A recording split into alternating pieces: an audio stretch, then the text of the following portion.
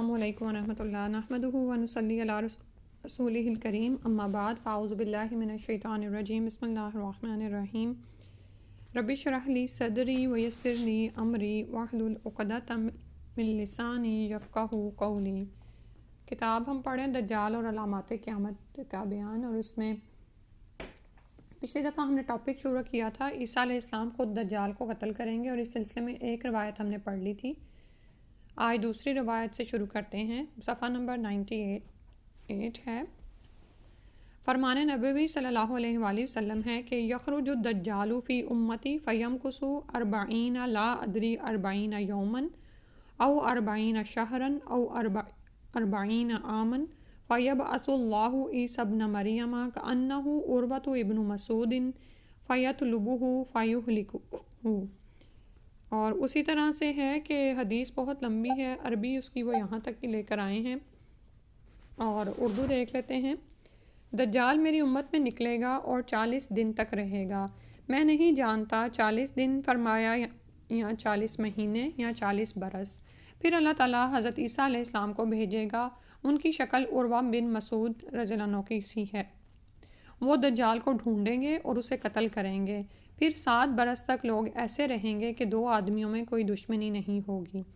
اب یہ چونکہ لمبی حدیث ہے تو شروع میں دجال کے بارے میں بیان ہے کہ وہ یہاں پر یعنی جب امت میں نکلے گا تو 40 تک رہے گا، ٹھیک ہے۔ اب وہ راوی حدیث کہہ رہے ہیں کہ مجھے یہ نہیں معلوم کہ 40 دن کہا، 40 سال یا 40 مہینے فرمایا، اور عروہ ابن مسعود جیسی ان کی شکل ہے، اور عیسیٰ علیہ السلام اس کو ڈھونڈیں گے اور اسے قتل کریں گے۔ اللہ تعالیٰ عیسیٰ علیہ السلام کو بھیجیں گے، ان کی شکل عروہ بن مسعود کی سی ہے، ٹھیک ہے۔ اور پھر اس کے بعد کے حالات بتائے جا رہے ہیں کہ دجال کو جب قتل کر دیں گے عیسیٰ علیہ السلام تو 7 سال تک لوگ ایسے رہیں گے کہ 2 آدمیوں میں کوئی دشمنی نہیں ہوگی۔ پھر اللہ تعالیٰ ایک ٹھنڈی ہوا بھیجے گا جو شام کی طرف سے آئے گی، تو زمین پر کوئی ایسا نہ رہے گا جس کے دل میں رائی برابر ایمان یا بھلائی ہو، مگر یہ ہوا اس کی جان نکال لے گی، حتیٰ کہ اگر کوئی تم میں سے پہاڑ کے کلیجہ میں گھس جائے تو وہاں بھی یہ ہوا پہنچ کر اس کی جان نکال لے گی، ٹھیک ہے۔ تو آپ یہ دیکھیں کہ انسانی فطرت میں ہے کہ اس کو کہانی اچھی لگتی ہے، تو ہمارے دین نے تو ہمیں وہ کہانی بتائی ہے جو ابھی ہوئی بھی نہیں ہے، اور پھر یہ کہ ہمارے دین نے ہمیں ہماری کہانی سنائی ہے۔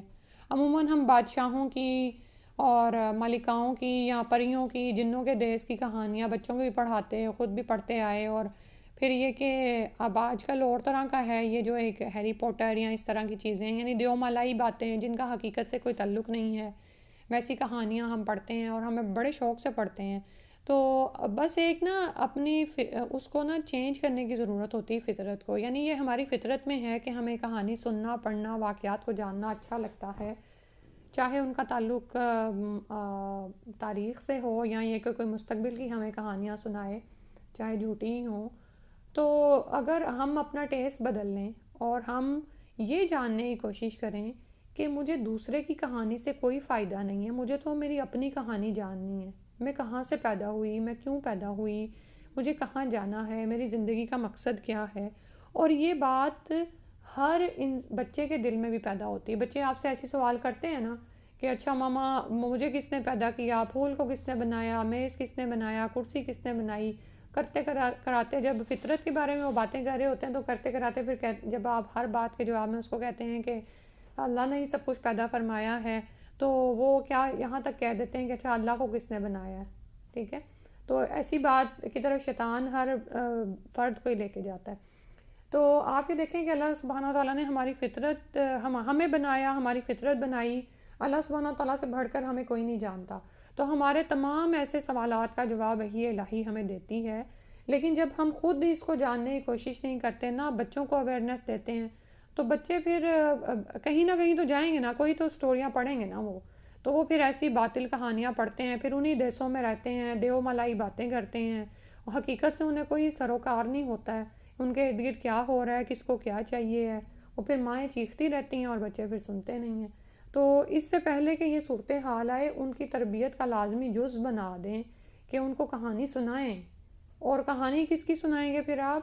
وحی الہی کی، جو بھی امثال القرآن بھی ہیں، اور اس کے علاوہ جو قرآن میں قصے دہرائے گئے ہیں تاریخ میں نا، اور آپ اس کو ون بائی ون لے کے چل سکتے ہیں، جیسے یعنی انبیاء کرام کے قصے سے شروع کر کے، کیونکہ اس میں آپ یہ دیکھیں کہ آدم علیہ السلام کے قصے میں ہی انسان کی تخلیق کا مقصد آ جائے گا، اس کو زمین پر کیوں بھیجا گیا، اس کا دشمن شیطان یہاں پر اتارا گیا، چھوٹی چھوٹی کہانی، اور بچے بڑے شوق سے سنتے ہیں، ٹھیک ہے۔ اب وہ اس وقت لگتا ہے کہ یہ شاید کوئی اتنا ورک نہیں کر رہے، لیکن یہ کہانیاں آپ دیکھیں گے بڑے ہو کے ان بچوں کے اندر یہ یعنی وہ جو مین ہمارے عقائد ہیں نا وہ بلڈ اپ ہو جاتے ہیں ان کے اندر، یعنی اپنا تجسس بھی پیدا ہوتا ہے نا ہاں بچوں کو. تجسس پیدا ہوتا ہے، اور میں نے خود اس کا تجربہ کیا ہے تو الحمدللہ۔ اور اسی طرح سے آپ یہ دیکھیں کہ ہم لوگ ٹی وی کیوں نہیں چھوڑتے ہیں، بہت سے لوگوں کو جب بتایا جاتا ہے کہ اس میں کچھ نہیں ہے، یہ لغو ہے، بیکار فضولیات ہے، تو لیکن وہ جو ایک کہانی کا چسکا پڑا ہوا نا اس سے وہ باہر نہیں نکلتے ہیں۔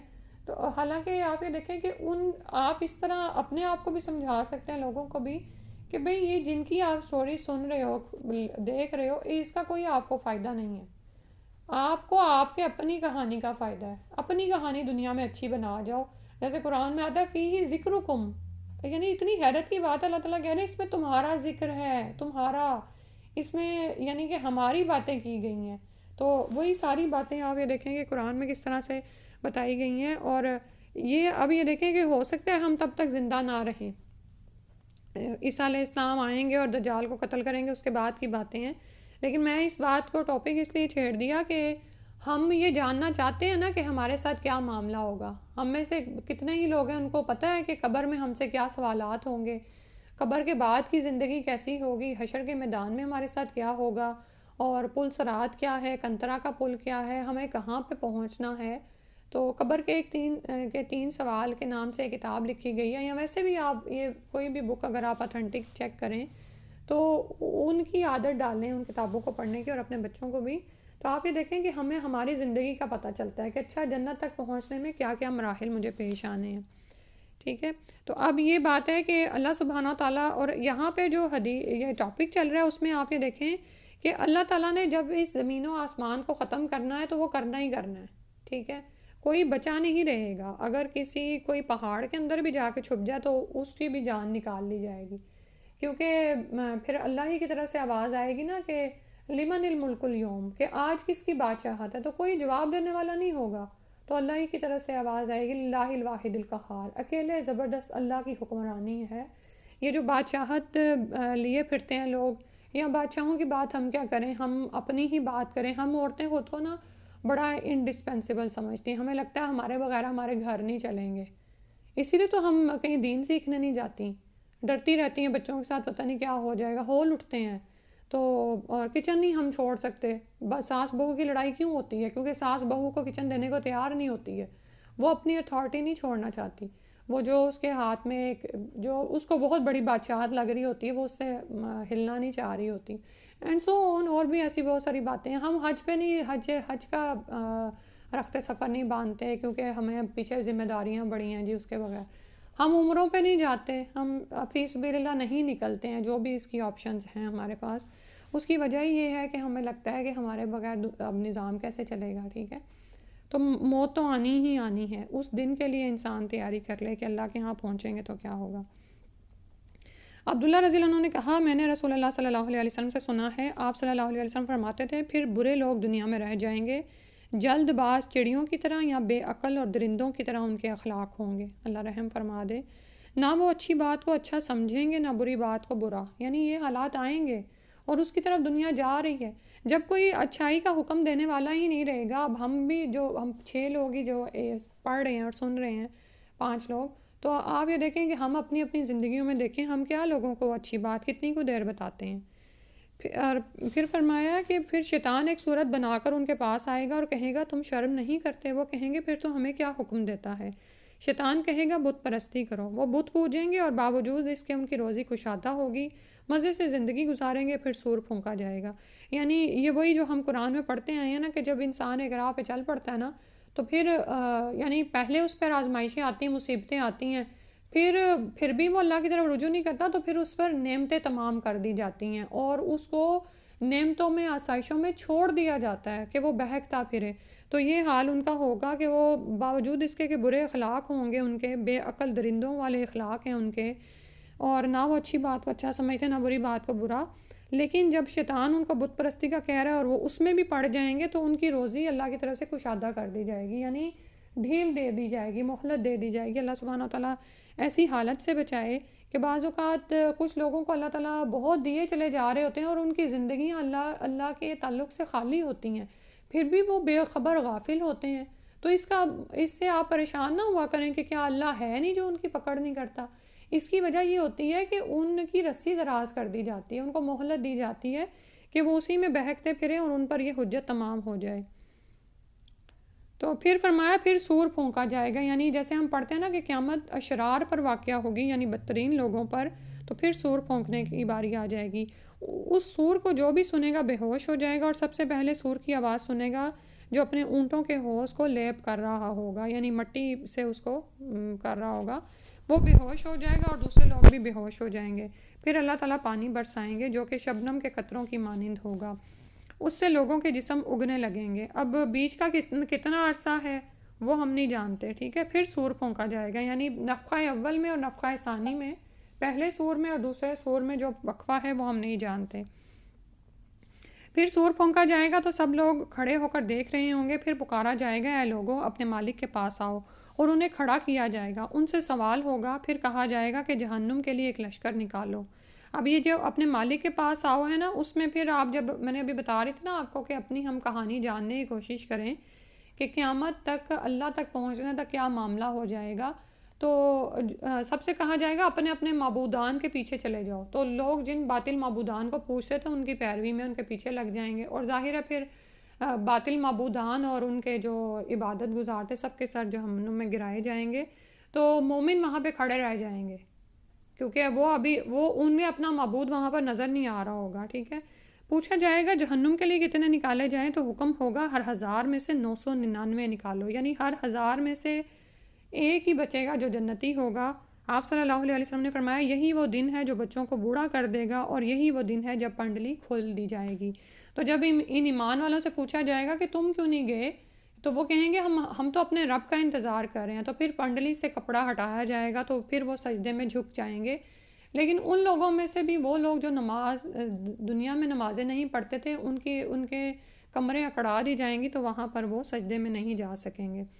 اور آپ یہ دیکھیں کہ یہ وہ دن ہے جو بچوں کو بوڑھا کر دے گا، کیونکہ یعنی غم و الم اور وحشت اور دہشت کے مارے یہ حال ہو جائے گا. دنیا میں بھی آپ یہ دیکھیں کہ کچھ بچوں کے نا جوانی میں بال سفید ہو جاتے ہیں، تو ہم انہیں کہتے ہیں نا کہ وقت نے بوڑھا کر دیا، حالات بوڑھا کر دیتے ہیں، بال سفید ہو جاتے ہیں. تو وہ دن ایسا دہشت ناک دن ہے، اس کی ہولناکی کا بیان ہے کہ بچوں کو بوڑھا کر دے گی. اور یہی وہ دن ہے جب پنڈلی کھول دی جائے گی. یہ اللہ تعالیٰ کی پنڈلی کے بارے میں ذکر آیا ہے کہ اللہ تعالیٰ جب ظہور فرمائیں گے. اور اس کی کیفیت کیا ہے ہم اس کے بارے میں بات نہیں کریں گے. اس کے جتنا اللہ سبحانہ تعالیٰ نے فرما دیا ہم اتنا ہی رہیں گے. اس کی کیفیت مجہول ہے، یعنی خالق کا کیا معاملہ ہے، ہم خالق کو مخلوق پر وہ نہیں کریں گے کہ نعوذ باللہ ہم یہ نہیں کریں گے کہ جیسے انسان کی ہوتی ہے ویسے اللہ کی ہے، نعوذ باللہ، ٹھیک ہے. تو یہ وہی چیزیں ہیں جیسے ابھی میں نے بتایا نا کہ جب انسان سوچتا ہے کہ سب کو کس نے پیدا کیا، تو پھر جب انسان یہ سوچ رہا ہوتا ہے کہ سب کو کس نے پیدا کیا، تو شیطان اسے خیال کراتا ہے تو پوچھو بھئی اللہ کو کس نے پیدا کیا ہے، ٹھیک ہے. تو یہ علم ہمیں اس دنیا میں دیا ہی نہیں گیا. ہمارا علم اس حد تک اتنا متحمل ہی نہیں ہو سکتا کہ ہم یہ چیزیں یعنی ایون ویژولائز بھی کر سکیں، ٹھیک ہے. جیسے آپ یہ دیکھیں کہ میڈیکل کے ایک اسٹوڈنٹ کو میڈیکل کالج میں جانے کے لیے ایک پورا پروسیس ہے جس سے گزرنا پڑتا ہے. اب کسی ایسے شخص کو جس کو اے بی بھی نہیں آتا، اس کو آپ میڈیکل کالج میں تو نہیں داخلہ دیں گے نا، ٹھیک ہے. تو یہی معاملہ ہے کہ ہمیں وہ اتنا علم، اتنی صلاحیت، اتنی عقل ہی نہیں دی گئی کہ ہم ان علوم تک پہنچیں. تو جہاں تک ہماری حدیں ہیں ہم وہیں تک رہیں، اس سے آگے سوچیں بھی نہیں، ٹھیک ہے. کیونکہ یہ میں باتیں اس لیے بھی زیادہ ایکسپلین کر رہی ہوں کہ لوگ اسی پہ بہکانا شروع کر دیتے ہیں نا کہ اچھا یہ کیا ہے، وہ کیا ہے، دین تم پڑھتی ہو تمہیں یہ چیزیں نہیں پتہ ہیں، اینڈ سو آن. وہ بحث میں جو پڑھے نا اس طرح، اس سے پھر جان بس چھڑا لیا کریں. پھر اس کے بعد اچھا یہاں پر یہ جو آتا ہے نا 999، تو ایک دم سے دل کو کچھ ہوتا ہے نا، دل ہی بیٹھنا شروع ہو جاتا ہے کہ ان 1000 میں سے ایک کون ہوگا نا. تو یہ بھی آتا ہے کہ ان میں سے بڑی تعداد یہ یاجوج ماجوج کی ہوگی. اور رسول اللہ صلی اللہ علیہ وآلہ وسلم کو جب یعنی آپ صلی اللہ علیہ وسلم تو ہم سے بڑھ کر خیر خواہ تھے نا امت کے، اور بہت زیادہ اس کی فکر کیا کرتے تھے. تو پھر ان کو دکھایا گیا، پھر انہوں نے دیکھا کہ اس کے یعنی ہر نبی کے ساتھ اس کی امت کو دکھایا گیا نا آپ کو. تو ایک جگہ پر آپ نے دیکھا کہ بہت بڑی امت ہے، اور کچھ انبیاء کے ساتھ تو ایک ایک آدھا آدھا انسان تھا جو مومن ہوا نا. جیسے میں نے آپ کو کہا ہے نا، جیسے ایک تاریخ کے قصے پڑھیں تو آپ دیکھیں گے کہ انبیاء سال ہر سال کوشش کرتے رہے. نوح علیہ السلام کو دیکھ لیں، لیکن وہ چند لوگ ایمان لائے. ٹھیک ہے، تو اسی طرح نبی صلی اللہ علیہ وسلم کو دکھایا گیا کہ ہر نبی کے ساتھ کچھ لوگ ہیں. ایک جمع غفیر انہوں نے دیکھا تو انہوں نے کہا شاید یہ میری امت ہے، تو فرمایا گیا نہیں، یہ موسیٰ علیہ السلام کی امت ہے. ٹھیک ہے، پھر جب ان کو دکھایا گیا تو بہت زیادہ لوگ تھے، ہر طرف تھے نا. تو اور آپ صلی اللہ علیہ وسلم یعنی انہیں بتایا گیا یہ آپ کی امت ہے. اور پھر یہ بھی کہ آپ صلی اللہ علیہ وسلم پھر روتے رہتے تھے. تو سوال کیا گیا کہ مانگو، کیا مانگتے ہو محمد؟ تو آپ کو فرمایا گیا کہ آپ کو آپ کی امت کے بارے میں خوش کر دیا جائے گا. ٹھیک ہے، پھر شفاعت کا حق دیا گیا. پھر امتیوں کے لیے شفاعت، امتیوں میں سے شفاعتی ہوں گے. ٹھیک ہے، یعنی آپ جانتے ہیں نا جو حافظ قرآن ہوگا وہ اپنے 10 بندوں کی سفارش کر سکے گا. ٹھیک ہے، کیونکہ جب ہمیں تو یہی ہے نا کہ ہم خوشخبری دیں اور ولا تنفر ہو، نفرت نہ دلائیں. تو میں بھی یہ حدیث جون سی ہے نا، یہ ہمارے دلوں پر بوجھ بن کر پڑتی ہے. لیکن آپ یہ دیکھیں کہ بہت ہی بد نصیب ہوگا جو کہ جہنم میں جا رہا ہے. کہ اللہ تعالیٰ تو اتنے مہربان ہیں، اتنے رحیم ہیں کہ ہماری اگر ہم گناہ کا ارادہ کرتے ہیں تو نہیں لکھا جاتا جب تک انسان وہ گناہ نہ کر لے. اور اس کا جو گناہ ہے نا وہ ایک ہی گناہ کے برابر لکھا جاتا ہے. لیکن ہم جب نیکی کا ارادہ بھی کر لیتے ہیں نا تو وہ نیکی لکھ لی جاتی ہے. اور جب انسان اس کو کر لیتا ہے تو 10 گناہ تو پکا ہے نا کہ اس کو ایک نیکی کا اجر ملتا ہے. اور اگر اس میں اس کی خالص نیت ہو اور بغیر کسی صلے کے صرف اللہ سے اجر چاہنے کے لیے اس نے کیا ہو، تو پھر تو آپ وہی جو بالی کا دانہ اور پھر 700 گنا اور پھر کتنا ہی اس میں ہو جاتا ہے ایڈ اپ. تو انسان ہر ممکن حد تک بچنے کی کوشش کرے اور خود کو استقامت پہ رکھے. تو اللہ سبحانہ و تعالیٰ کی رحمت سے امید لگائی رکھے. ٹھیک ہے، اللہ سبحانہ و تعالیٰ ہمیں جہنم سے بچا کے جنت میں داخل فرما دے. اس کے بعد دجال کی قتل گاہ ایک طویل روایت میں ہے کہ فَيَطْلُبُهُ حَتَّى يُدْرِكَهُ بِبَابِ لُدٍّ فَيَقْتُلُهُ. یہ آپ پیچھے بھی پڑھ رہے ہیں، حضرت عیسیٰ علیہ السلام دجال کو تلاش کریں گے اور ایک طویل مارکہ کے بعد اسے مقام لد پر قتل کر دیں گے. معلوم ہوا کہ دجال کے قتل کی جگہ مقام لد ہے. اور مقام لد کے متعلق امام نووی رحمۃ اللہ رقم تراز ہیں کہ ایک سیکنڈ کہ واہوا بلدتن قریبتن من بیت المقدسی، کہ وہ بیت المقدس کے قریب ایک بستی کا نام ہے. اور امام ابن اسیر نے نقل فرمایا ہے کہ لد موضع بالشامی وقیلہ بفلسطین، لد ملک شام میں ایک جگہ ہے اور یہ بھی کہا گیا ہے کہ یہ فلسطین میں ایک مقام ہے. ٹھیک ہے، اور آج آپ اس کے بارے میں جانتے ہیں، جیسے اس دن بھی بتایا تھا کہ یہودیوں نے یہاں پر اپنا ایئرپورٹ قائم کیا ہوا ہے. زمین پر دجال کے قیام کی مدت، دجال 40 دن تک زمین میں دندناتا پھرے گا اور اس مدت میں وہ ساری زمین کا چکر لگا لے گا. ان 40 دنوں میں سے پہلا دن حقیقی سال کے برابر ہوگا. ایسا ہرگز نہیں ہے کہ وہ دن مصیبت و تکلیف کی وجہ سے ایک سال کے برابر لمبا معلوم ہوگا. ٹھیک ہے، یہ انہوں نے اس لیے بھی وضاحت دے دی ہے کہ بعض اوقات نا لوگ جب حدیث کو لیتے ہیں نا تو اس کے معنوی پہلوؤں کی طرف زیادہ چلے جاتے ہیں. جیسے دجال کے بارے میں جب بتایا جاتا ہے تو لوگ یہ کہنا شروع ہو جاتے ہیں کہ وہ کوئی ڈیجیٹل ہے، کوئی ایسی چیز ہے. نہیں بھئی، وہ ایک انسان ہے. ٹھیک ہے، اسی طرح یہاں پر وہ یہ کہہ رہے ہیں کہ پہلا دن حقیقی سال کے ہی برابر ہوگا، یعنی اس میں اتنے ہی ماہ و دن آئیں گے. اور یہ نہیں ہوگا کہ کوئی کہے کہ جیسے ابھی قیامت کے دن کے بارے میں آتا ہے کہ 50,000 سال کے برابر ہے، اور لیکن کافرین پر وہ بڑا بھاری ہوگا ان کے اپنے ہی کرتوتوں کی وجہ سے، لیکن مومن پر وہ بڑا یعنی کہ آسان ہوگا. ٹھیک ہے، تو لیکن یہ بات نہیں ہے. یہ جو 40 دن دجال کے قیام کی مدت کے، اس کا پہلا دن حقیقت میں سال کے برابر ہوگا. اس بات کی دلیل آئندہ حدیث میں ہے، جس میں بھی ہے کہ صحابہ نے نبی صلی اللہ علیہ وسلم سے دریافت کیا تھا کہ کیا اس دن ایک دن کی 5 نمازیں ہمیں کافی ہوں گی؟ تو آپ صلی اللہ علیہ وسلم نے فرمایا نہیں، بلکہ تم اپنے اوقات کا اندازہ لگا کر پورے سال کی نمازیں ادا کرنا. اسی طرح دوسرا دن 1 مہینے کے برابر اور تیسرا دن 1 ہفتے کے برابر ہوگا اور باقی 37 دن عام دنوں کے برابر ہوں گے. ٹھیک ہے. تو یعنی مطلب یہ ہے کہ ہوگا وہ دن ہی، لیکن اس کی مدت سال کے برابر ہوگی. تو لیکن اس میں وقت کا تعین جو ہے وہ دن کے مطابق ہوگا، کیونکہ وہ دن کہا جا رہا ہے اس کو. تو اسی لیے تو صحابہ نے پھر سوال کیا تھا کہ پھر نمازوں کا حساب کیا ہوگا، کیونکہ آپ یہ دیکھیں ہماری نمازیں دنوں کے اوقات کے ساتھ مقرر ہیں، اور قرآن میں باقاعدہ طور پر فرمایا گیا ہے کہ نماز تم پر اپنے وقت کی پابندی کے ساتھ فرض کی گئی ہے. ٹھیک ہے، کتاباً موقوتا ہے، یہ وقت کے ساتھ یہ فرض ہے. تو پھر جب وقت کا ہی تعین نہیں ہو پا رہا تو کیا نمازیں 5 پڑھی جائیں گی؟ نہیں.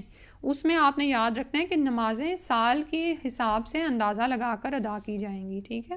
اور اس میں نے آپ کو بتایا تھا کہ جب انسان، اور میں تو ابھی یہاں پہ پیچھے جب میں پڑھ رہی تھی نا تو میں نے اس کا ذکر نہیں کیا. ابھی یہ جو آ رہا نا کہ جب قیامت قائم ہوگی تو ایک شخص اپنے ہوش کو لیپ کر رہا ہوگا. اب آج کل کوئی لیپ کرنے والا آپ کو خال خال ہی نظر آتا ہے، یا ہو سکتا ہے یہی سچویشن ہو، لیکن کچھ جیسے کہتے بھی ہیں کہ واپس اپنے وہ پرانے حالات کی طرف لوٹے گی دنیا.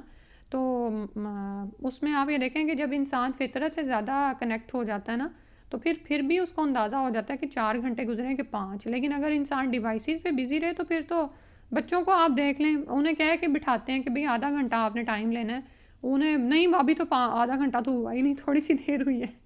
تو جب ہم فطرت سے کنیکٹ ہو جاتے ہیں نا تو ہمیں گھڑیوں کی طرف بار بار نظر کرنے کی ضرورت نہیں پڑتی ہے. آپ یہ چیک کیجئے گا. ٹھیک ہے. صبح کے وقت اٹھیں، آپ باہر نکلیں، صبح کے اوقات میں بڑی برکت ہے. تو اس میں آپ یہ دیکھیں کہ اس وقت میں بڑی برکت ہوتی ہے. آپ اتنے سارے کام سمیٹ لیتے ہیں اور وقت ابھی نہیں گزرا ہوتا اتنا. ٹھیک ہے. تو یہ بصیرت، صاحب بصیرت ہی اندازہ کر سکتا ہے نا کہ صبح کے وقت میں کیا سچویشن چل رہی ہوتی ہے، اور ظہر کے وقت، عصر کے وقت، مغرب کے وقت اور عشاء.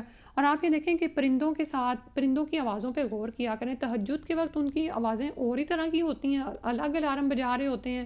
فجر کے وقت چہچہا رہے ہوتے ہیں، ظہر کے وقت ایک اور ہی ان کا سما ہوتا ہے، عصر کے وقت تو لگ رہا ہوتا ہے گھروں کو جا رہے ہیں. مجھے تو سیریسلی لگتا ہے کہ اور آپ نوٹس کیجئے گا، اور میں نے 1-2 اور بندوں سے بھی پوچھا، واقعتاً ان کی آوازیں ڈیفرنٹ ہوتی ہیں. مغرب کے وقت اور طرح کی ان کی وہ ہیں. سبحان اللہ. اگر گھر کے پاس کوئی درخت اور وہاں پر پرندے رہتے ہوں نا تو پھر تو آپ یہ تجربہ آسانی سے کر سکتے ہیں. ٹھیک ہے. تو یعنی اس میں گھبرانے والی بات نہیں ہے کہ ہم نمازوں کا اندازہ کیسے کریں گے. انشاءاللہ اللہ تعالیٰ مومن کو وہ بصیرت عطا کر دیں گے. نواز بن سمان رضی اللہ عنہ سے مروی روایت میں ہے کہ ایک روز رسول اللہ صلی اللہ علیہ وسلم نے دجال کا ذکر فرمایا اور نصیحت فرمائی کہ اے اللہ کے بندوں ثابت قدم رہنا.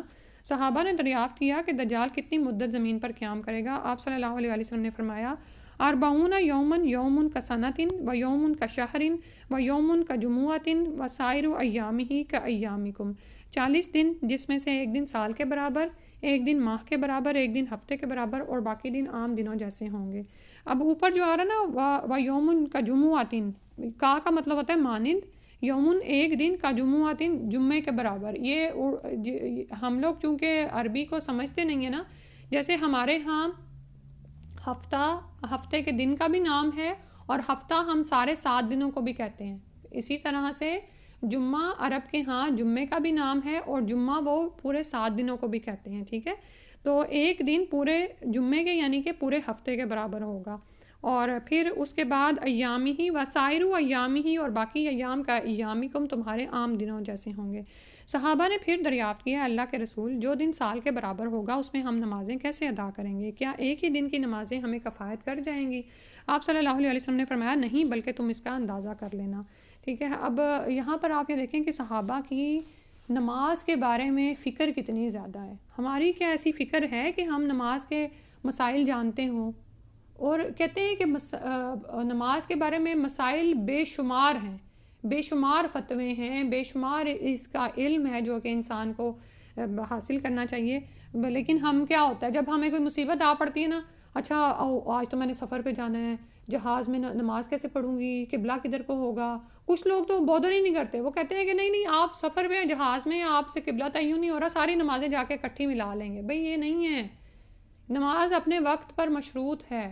وہ آپ الا یہ کہ آپ کسی مصیبت میں جا پڑے ہیں، کوئی بیمار ہو گئے ہیں، بے ہوش ہو گئے ہیں اور سوئے رہ گئے تو نماز کا وقت نکل گیا، تو پھر تو اس کی قضا ہے. وہ قضا کیا ہے کہ پہلی نماز کے آنے سے پہلے وہ ادا کر لو. ٹھیک ہے. یہ قضائے عمری کی میں بات نہیں ابھی میں یہاں پہ کر رہی. تو لیکن ہماری فکریں کیسی ہیں، حالانکہ سب کچھ اویلیبل ہے، سارے ڈیوائسز موجود ہیں، آپ نے کہیں فلائٹ بھی پکڑنی ہے آپ ڈالیں، آپ کو وہ ایریے کے مطابق نماز کا ٹائم نکال دیں گے، ٹھیک ہے. الا یہ کہ اگر آپ کی فلائٹ آگے پیچھے تھوڑی سی ہو گئی ہے تو پھر آپ وہ اس کے مطابق عمل کر لیں، اپنی ایک ڈائری بنائیں، اس میں لکھ لیں. کیونکہ بعض اوقات یہ ہوتا ہے کہ ہم جہاز میں بیٹھتے ہی جیسے وہ لوگ کہتے ہیں کہ آپ اپنے ڈیوائسز آف کر دیں تو اب آپ ڈسکنیکٹڈ ہو جاتے ہیں. لیکن جس شخص کو نماز کی فکر ہے نا، وہ فلائٹ میں بیٹھنے سے پہلے یہ کام کر چکا ہوگا، ٹھیک ہے. ہم کسی یہاں یہ تو بات کی چلو بات ہے کہ بہت سے لوگ نہیں سفر اتنا لمبا کرتے، آپ نکلنے لگے ہیں گھر سے، آپ کو فکر ہونی چاہیے. آپ شادی پہ جا رہے ہیں، آپ کو فکر ہونی چاہیے وہاں پہ نماز کے لیے وقت ملے گا، کیسے میں نماز پڑھوں گی. آپ اگر بازار جا رہے ہیں، میں وہاں پہ اسٹک تو نہیں ہو جاؤں گی، اگر میں اسٹک ہو گئی تو میں نماز کیسے پڑھوں گی، یہ آپ کے ذہن میں ہونا چاہیے، ٹھیک ہے. اگر میں اس طرح جا رہی ہوں کہ واپس آنے کا کوئی موقع نہیں ہے تو مجھے 2 نمازیں اکٹھی کرنی ہے کہ نہیں کرنی، اس کا کیا حکم ہے، یہ سارے احکامات. لیکن کتنے ہی احکامات ایسے ہیں ہم غافل رہتے ہیں، ہمیں نہیں پتہ چلتا. تو اس میں ہم کیا کہہ دیں کہ چونکہ ہمیں پتہ نہیں تھا اس لیے ہماری پوچھ نہیں ہوگی.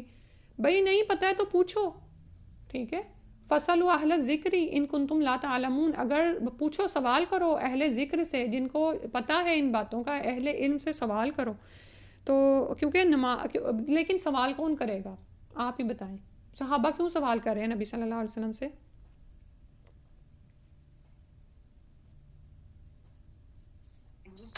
کیونکہ وہ جاننا چاہتے ہیں کہ جو اللہ پاک کے نبی نے فرمایا، تاکہ ان کے علم میں اضافہ ہو اور پھر وہ آگے بھی بتا سکیں گے، کیونکہ ان کو اپنی ذمہ داری کا احساس تھا، ذمہ داری کا کہ ہم نے احساس تھا، آگے یہ اس چیز کو جواب ہے، آگے لے ٹھیک کے. ہے. ہاں، ذمہ داری کا احساس تھا، فکر لگی ہوئی ہے نا کہ نماز پڑھنی ہے، ٹھیک ہے. جب فکر ہوگی نا تب ہم سوال کرتے ہیں، جب فکر ہی نہیں ہے تو پھر ہمیں کیوں ہم نے پوچھنا ہے کہ کیوں اس طرح ہوا. پھر اس کے بعد ہے حذیفہ رضی اللہ عنہ کی روایت میں ہے کہ انما فتنتہ 40 یوما، بلا شبہ دجال کا فتنہ 40 دن ہوگا. اس کے بعد اگلا ٹاپک ہے، آج ویسے پڑھا تو ہم نے کم ہی ہے لیکن ٹائم آپ کا کافی ہو گیا ہے، میرا خیال ہے اتنا ہی کرتے ہیں. اب آپ میں سے کوئی بات کوئی کرنا چاہے تو کریں،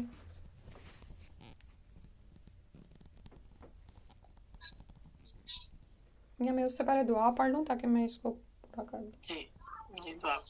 سبحانک اللہم و بحمدک، اشہد ان لا الہ الا انت، استغفرک و اتوب الیک. السلام علیکم و رحمۃ اللہ.